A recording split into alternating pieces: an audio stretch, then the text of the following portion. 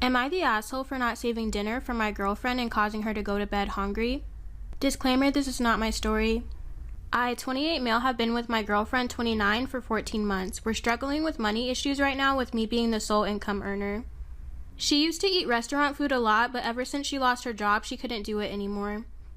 I cook twice a week and keep leftovers for busy days since my job is physically demanding. She eats my cooking but hates eating leftovers. In the past, she'd eat out while I eat leftovers, but since money is tight, she doesn't do that anymore.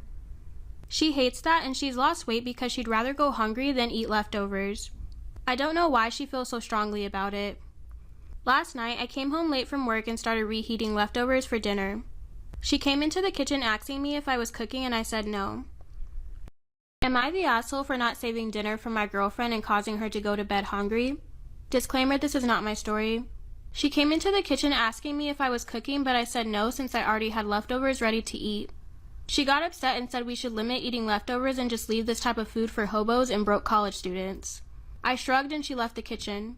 She came back after I got done eating, asking where her dinner plate was. I said I didn't save her any food because I assumed she wouldn't want to eat it. She had a full-on tantrum about how selfish and inconsiderate I was not to save her food, and that she would be going to bed hungry because of me assuming. I told her she was acting childish. She yelled that I did this to prove a point and that I should have cooked in the first place to avoid her having to eat leftovers, but now even leftovers are gone and she was hungry. She ended up going to bed hungry and gave me the cold shoulder for hours. Am I the asshole for setting a glitter trap to catch my mother-in-law trying to snoop? Disclaimer, this is not my story. For some reason, my mother-in-law likes to go into our bedroom whenever she comes over. One time I followed her as she went upstairs and walked past the bathroom on the main floor and up to the stairs behind it. She didn't hear me and I caught her walking straight into my room and going through bills on my dresser. She denied snooping and said she was going to use our bathroom because she couldn't find the other ones. She walked right past the one on the main floor and another one in the upstairs hallway to go into our bedroom. Since that happened, I installed a doorknob that requires a key on our bedroom and office door.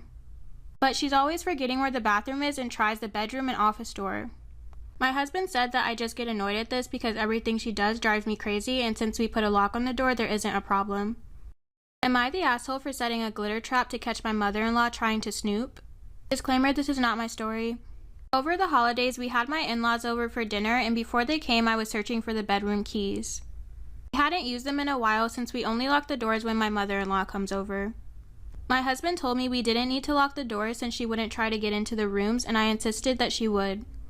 We went back and forth and decided to cover the doorknobs in superfine glitter to see if she tried them.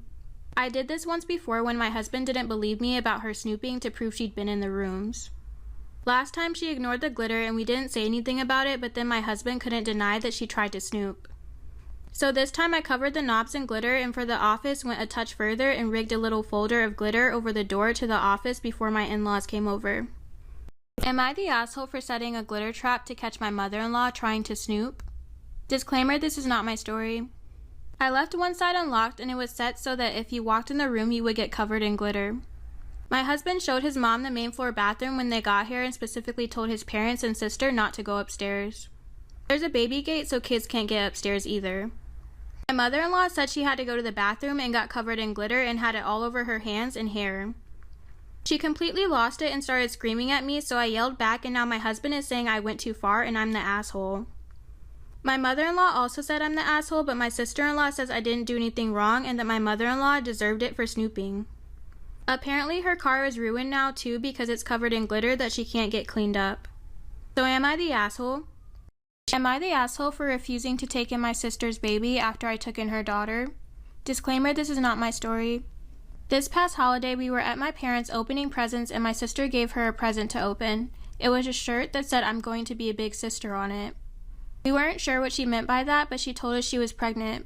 She said that she would not be able to keep it and she was once again expecting me to take in the baby. My niece and parents were excited, but I was upset. I cried immediately and just walked out. My sister came in to talk to me and I told her that I wouldn't be able to take in the baby. I already have enough responsibility raising my niece.